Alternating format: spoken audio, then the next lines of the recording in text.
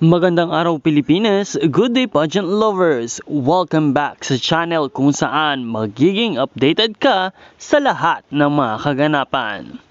All about Filipino beauty queens. The life-changing decision I've made was to join Miss Universe Philippines again.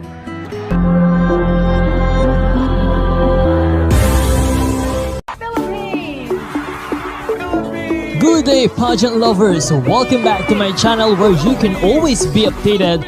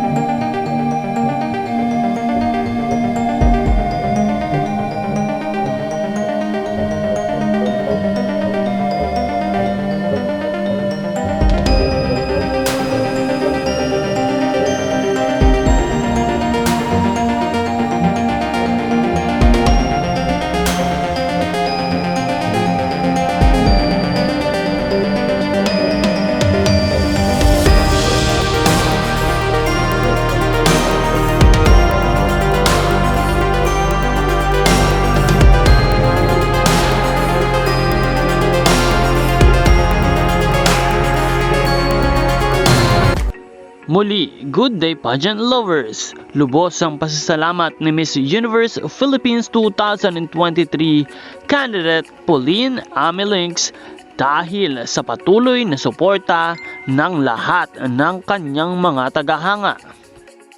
Sa kanyang ikatlo at huling pagsabak sa Miss Universe Philippines pageant, umaasa si Pauline na kanyang masusungkit ang corona at patuloy siyang susuportahan ng kanyang mga tagahanga.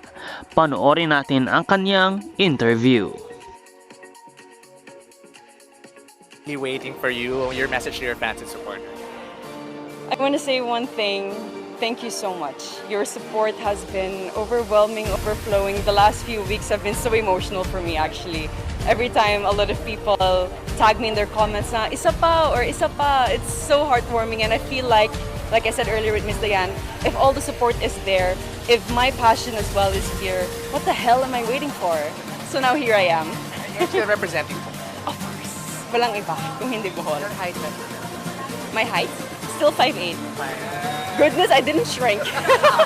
Thank you, Pauline. Good luck. Congratulations. Maraming salamat sa iyong panonood at huwag kalimutan na mag-subscribe para lagi kang updated sa lahat ng mga kaganapan.